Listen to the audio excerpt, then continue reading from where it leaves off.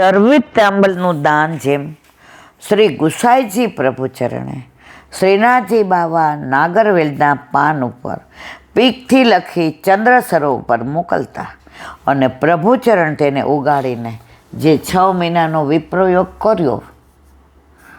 આપણે ચંદ્ર સરોવર પર જઈએ તો વિપ્રયોગના બેઠકજી છે. તમે જાઓ ને ત્યારે બેઠકજીના દર્શન કરો ને, ઉપર એક સ્વરૂપ છે શ્યામ, આમ બધી રીતે કૃશ થઈ ગયો છે. ગુસાઈજી કાંઈ લેતા નહોતા ને તો એવું સ્વરૂપ થઈ ગયું હતું. બધા એના દર્શન કરજો. તો રોજ જે ચરવિત તાંબલ મોકલે ને ગુસાઈજી એને ઉગાડીને ગ્રહણ કરતા. અસારવાના ગોપાલદાસને પોતાના ચરવિત તાંબલનું દાન કર્યું. કોણે? ગુસાઈજી. અને 9 વલભાખ્યા. ગુસાઈજીએ 9 વિજ્ઞપ્તિ. તે જ રીતે કલ્યાણરાયને કરેલા ચરવિત તાંબુલથી શ્રી હરિરાય મહાપ્રભુજીનું પ્રાગટ થયું. સમિતમ એટલે ભક્તોના પાપનું શમન. જેવો માનસિક તાપથી તપ્ત હોય, ચિંતાગ્રસ્ત હોય, શ્રી કૃષ્ણ શરણમમાં આટલું બોલી પ્રભુને યાદ કરે તો જુઓ પ્રભુ તેમના મનને તૃપ્ત કરી દે છે. આપણે એક જ વસ્તુ, શ્રી કૃષ્ણ શરણમમાં, બસ આપણે નક્કી કરીએ ને, પણ તમે જુઓ જરાક વારમાં તો લૌકિક વિચારો આવવા માંડે અને શ્રી કૃષ્ણ શરણમમાં ભૂલી જવાય.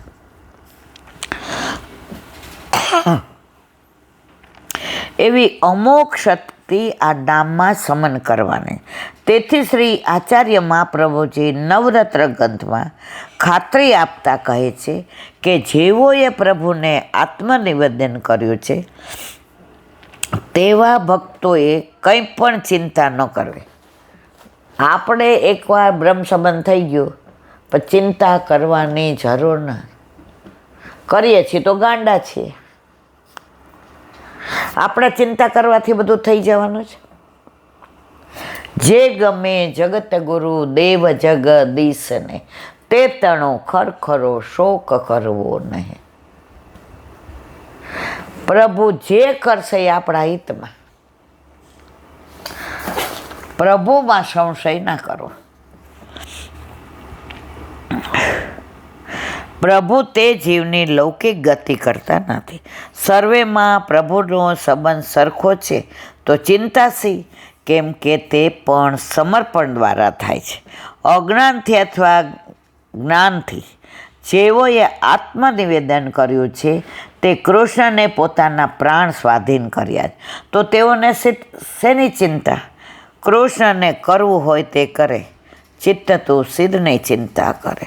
શ્રી કૃષ્ણ શરણમમાં મંત્રથી આસુરી ધર્મ ભક્તોના સંતાપ, આપત્તિ, દાવાગ્નિ, વિરહાગ્નિ વગેરેનું શમન થાય છે.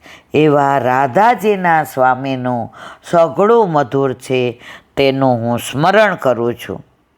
પ્રભુ પોતે સર્વ માધુર્યના સ્વામી છે તેનું પણ હું સ્મરણ કરું છું. હવે પછીના શ્લોકમાં મહાપ્રભુજી શ્રી પ્રભુને યમુનાજીના કાંઠે કરેલી લીલાઓનું સ્મરણ થતાં તે લીલાઓનું વર્ણન કરે છે. બોલો વલ્લભ.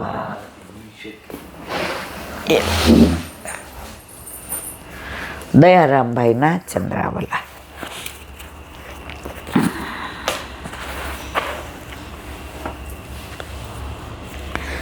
ગઈકાલે આપણે રણછોડદાસ શેઠનો પ્રસંગ જોયો કે દાગીના માટે દીકરાને મારીને ઓલા વેશ ધારણ કરીને આવ્યા હતા વૈષ્ણવનો. નીકળ્યા એટલે કે અરે એમને જવાય, જમવા લઈ ગયા. શેઠાણીએ કહ્યું કે હવારનો બગીચામાં ગયો છે, બોલાવો ને. રણછોડદાસ શેઠ ગયા તો ઢગલો મોટો હતો. જોયું તો દીકરો મૃત અવસ્થામાં, કાનમાં શ્રી કૃષ્ણ શરણમમાં કહ્યું હાલ જમવા. ઓલા વૈષ્ણવ એના દ્વારા વૈષ્ણવ થયા. જે ચોર બનીને આવ્યા હતા, જે વેશ પલટો કરીને આવ્યા હતા, પણ એને પણ પ્રભુએ શરણે લીધા. ભગવત ભક્તો કોઈના અવગુણો તો જુએ જ નહીં, તેમજ સામેવાળામાં અનેક અવગુણો હોવા છતાં એક જ ગુણ હોય એની. દરેકમાં કાંઈક ગુણ તો હોય જ.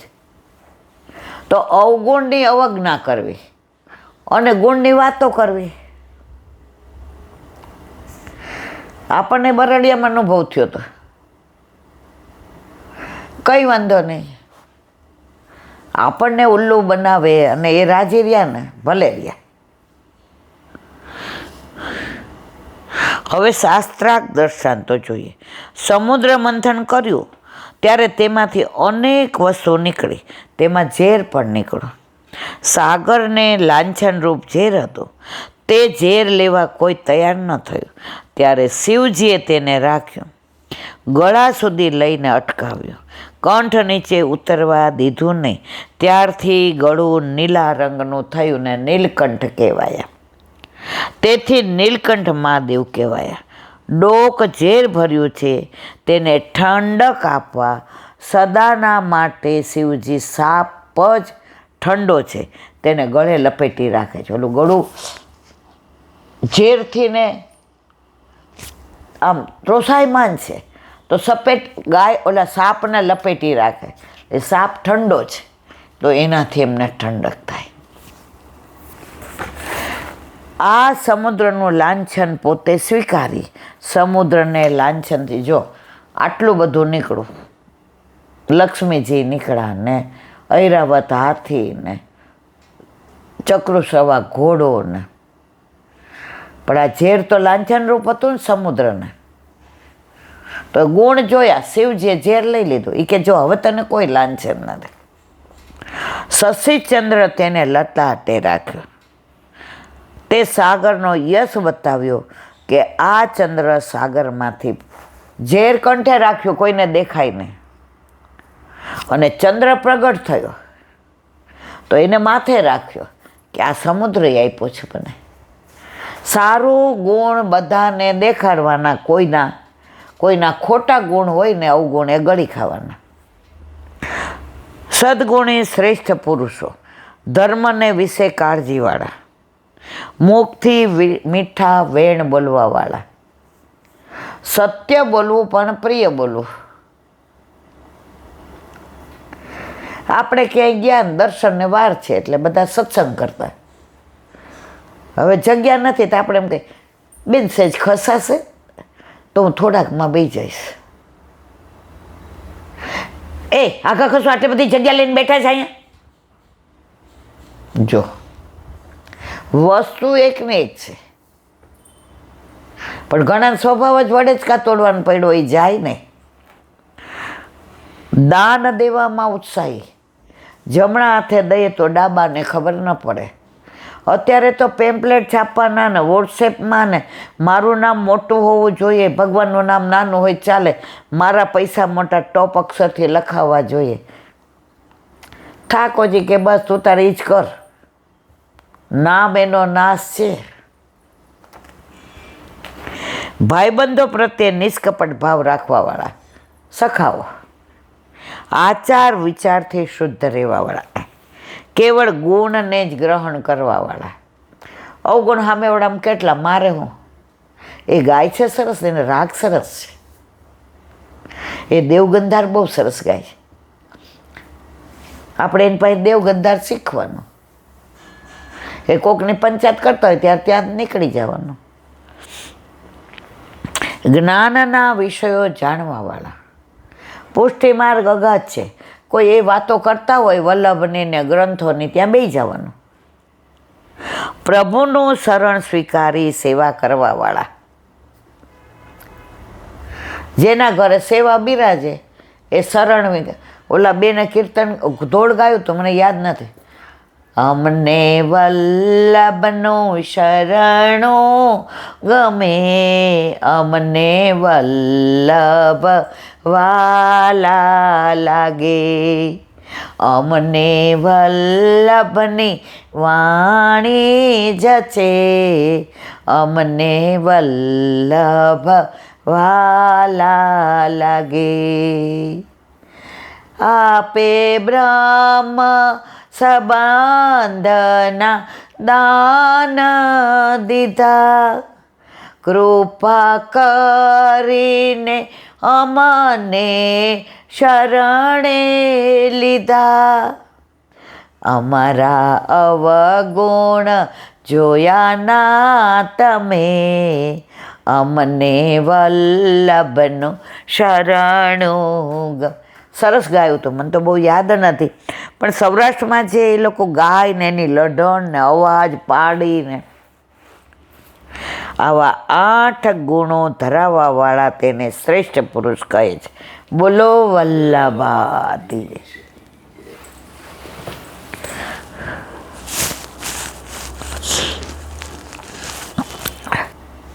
શ્રી વલ્લભાધીશ. સુબોધિનીજીનું પાન વલ્લભ કરાવે તો થાય, આને સ્પર્શ કરવો આપણા બસની વાત નહીં. અલક્ષ્ય માણે નરદેવ નામની રથાંગ પાગાણ વયમંગલોક તદાહિ ચોર પ્રચુરો વિનંદક્ષ્યત્ય રક્ષણામી વિવરુધવત ક્ષણાત. અર્થ: હે અંગ, નરદેવ નામે ઓળખાતા ચક્રપાણી ભગવાન જો આ લોકમાં દેખાય નહીં તો અહીં ઘણા લોકો ચોર થઈ જાય. ભગવાન ન દેખાય, ચોર થઈ જાય. તેથી ભરવાડ વિનાના ઘેટાના ટોળાની જેમ રક્ષા વિનાના બધાનો નાશ થાય. સુબોધિનીજી.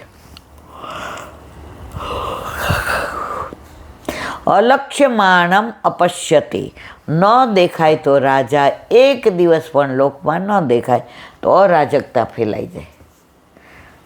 રાજા ન હોય તો રણીધણી વિનાનું થઈ જાય. નાના હતા ને પછી બા દાદા બારગામ જાય ને એટલે અમે બોલતા, ગુરુ ગયા ગોકળ ને પાછળ થઈ મોકળ. આમ 2-3 દી રાજી, પણ 3જે દી તરત એમ થાય બા નથી, દાદા નથી, ક્યારે આવવાના. નરદેવ તો માત્ર નામ છે. આવું પદાર્થ જ્ઞાન શૃંગીને થાય એવા આગ્રહ છોડી દઈને સમીક ઋષિએ પોતાની વાત ધ્યાનપૂર્વક સાંભળે તે માટે હે અંગ એવું સંબોધન કરે છે. જો લોકમાં રાજા ન દેખાય તો લોક ચોર ધુતારાથી ભરપૂર થઈ જાય. પ્રાય બધા ચોર ધુતારા થાય અને રાજનાશ પામે. બધાની બુદ્ધિ ભ્રષ્ટ થઈ જાય છે. ભરવાડ વિના ઘેટાઓનું ટોળું જેમ ક્ષણવારમાં તિતર બિતર થઈ જાય તેમ રાજા વિના પ્રજા ક્ષણવારમાં નાશ પામે. આમ સર્વનો નાશ થવાથી અહીં અર્થનો વિરોધ બતાવે, પણ તેમના અર્થનો વિરોધ થાય એમાં આપણે શું ત્યાં કહે. આપણે ગાડી લઈને જતા હોય ને ઓલા ટોળા હોય ઘેટા બકરાના, તમે ગમે એટલા હોન મારો નહીં, જેવો એનો ઓલો ગોવાળ આવે ભરવાડ, ખાલી ડચ કરે એટલે બધાય લાઈન બંધ નીકળી જાય. તો દરેકના માટે કોઈક જોઈએ. આપણા માથે ઠાકોરજી જોઈએ, નહીંતર આપણું જીવન વેર વિખેર થઈ જાય અને પાછા 84 લક્ષ્યોનીમાં જઈએ. કોઈ પણ રસોઈ તમે સરસ બનાવો, હવે એમાં મીઠું નથી,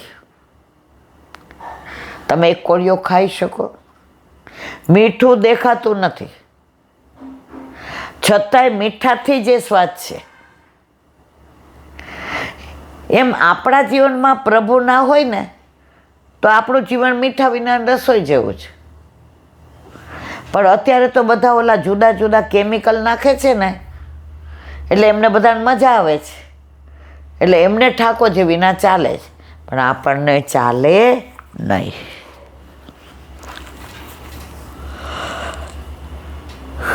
તદજ્ઞ પાપ મુપત્ય નહીં વયમ યદસ્નાનાથસ્ય વસુ વિલુમકાત પરસ્પરં ધંતી સપંતી વૃજંતે પશુ સ્ત્રીઓ અર્થનાથ પુરુદયો સનાજના. અર્થ ઋષિ કહે છે હવે આપણને અકારણ પાપ લાગશે, કારણ કે તે ખોટું કર્યું છે ને દીકરાને કે શૃંગીને. કારણ કે રાજાનું મૃત્યુ થતાં અનાથ થઈ ગયેલા લોકોનું ધન ચોર લૂંટારા લૂંટી લે. જેમાં ચોરો ઘણા છે તેવા લોકમાં મનુષ્યો એકબીજાની હત્યા કરશે, ગાળો દેશે, અને બીજાના પશુ સ્ત્રીઓ અને ધનને હરી લે. રાજા વિનાનું રાજ એટલે હરાયા ઢોર જેવું. સુબોધિની સમીક ઋષિ સૂંઘીને સમજાવે, તારા સાપ દેવાથી પાપોનો ડુંગર આપણી પાસે આવી ગયો છે. આપણે કોઈ પાપ કર્યું નથી, પણ તારા સાપના પરિણામે વિના કારણ આપણને, જો સાપ કોઈ, જો પહેલાના જમાનામાં સાપ લાગતા તો હવે ન લાગે, કારણ કે દેવાવાળો એ પ્રપંચી અને આપે એ પ્રપંચી. સાપ ઋષિઓ ના લાગે. પણ કારણ વિના પાપ કેમ લાગે? જો વિના કારણ પાપ લાગતું હોય તો હંમેશા લાગે. એવી શંકાનું નિરાકરણ યનસનાથસ્ય, જેમના નાથનો નાશ થઈ ગયો છે તે અનાથ થઈ ગયો છે. રાજા વયો જાય એટલે અનાથ થઈ જાય પ્રજા. પદથી કરે છે, તારા સાપના કારણે તે અનાથ થયા છે. હવે તે લોકોનું જે ધન વિમલુકા ચોર લૂંટારા થવાથી હરી લેવામાં આવશે. જો કે તે પાપ આપણે કર્યું નથી, પણ આપણા કાર્યથી જરૂર થયું, તેથી પાપનો આપણી સાથે પણ સંબંધ થશે. માત્ર અર્થનો જ નાશ હશે એમ નહીં, પણ કામ પુરુષાર્થનો પણ નાશ થશે, કારણ કે લોકો એકબીજાને ધ્વનથી મારી નાખશે, સપનથી ગાળો આપશે અને સ્ત્રી વગેરે પદાર્થોને પણ વૃજંત એટલે હરી લેશે. પશુઓ, સ્ત્રી અને ધન એ મનુષ્યનું સર્વસ્વ છે. સુબોધિનીજી વખતે કેટલી ગાયો છે પૂજતા હતા. હવે આ પૈસાનું આવ્યું ત્યારથી સર્વનાશ થઈ ગયો છે. ભૂમિ વગેરે આ પ્રાપ્ત કરાવનાર, આ ત્રણ લૂંટાઈ જતા કામથી ભોગ કરવા યોગ્ય બધાનો નાશ થાય છે. બોલો વલ્લભા શ્રીમદ. મારા ગુરુદેવને દંડવત प्रणाम करूँ छूँ. चंद्र सरोवर पे सूरदास जी के द्वार पे मेरा दंडवत प्रणाम. सूरभी कुंड पे परमानंदास जी के द्वार पे मेरा दंडवत प्रणाम. जमुनावता पे संकर्षण कुंड पे कुंभनदास जी के द्वार पे मेरा दंडवत प्रणाम. बिरछू कुंड पे कृष्णदास जी के द्वार पे मेरा दंडवत प्रणाम. कदम खंडी पे गोविंद स्वामी के द्वार पे मेरा दंडवत प्रणाम. अप्सरा कुंड पे चित्त स्वामी के द्वार पे मेरा दंडवत प्रणाम. मानसी गंगा पे नंददास जी के द्वार पे मेरा दंडवत प्रणाम. रुद्र कुंड पे छत्रबुद्ध दास जी के द्वार पे मेरा दंडवत प्रणाम. વ્રજ વિલાસ વ્રજની ગોપિકાઓને મારા દંડવત પ્રણામ. હે વલ્લભ, સવારથી અત્યાર સુધી સેવા સ્મરણ સત્સંગ જે પણ તે કરાવ્યું તે તારા ચરણારવિંદમાં સમર્પણ કરું છું. ભૂલ અપરાધ થઈ હોય તો ક્ષમા કરશો. બોલો વલ્લભાધીશ કી જય. દ્રઢયિના ચરણ કેરો ભરોસો, દ્રઢયિના ચરણ કેરો. શ્રી વલ્લભનક ચંદ્ર છટાવીન સબ જુગ માય અંધેરો ભરોસો, દ્રઢયિના ચરણ કેરો. साधन और नहीं आ कली में, क्या सोया निवेरो. सूर का कहे द्विविध आंधरो, बिना मोल को चेरो भरोसो, દ્રઢયિના ચરણ, દ્રઢયિના ચરણ, દ્રઢયિના ચરણ કેરો. શ્રી વલ્લભાધીશ કી. આજનો આ સત્સંગ મારા વલ્લભના ચરણારવિંદમાં સમર્પણ કરું છું. ભૂલ અપરાધ થઈ હોય તો ક્ષમા કરશો. આ મારા વલ્લભની વાણી અને ભૂલો એ મારી. બોલો વલ્લભાધીશ કી. બધાય વૈષ્ણવને જા કરી જય શ્રી કૃષ્ણ, જય શ્રી કૃષ્ણ.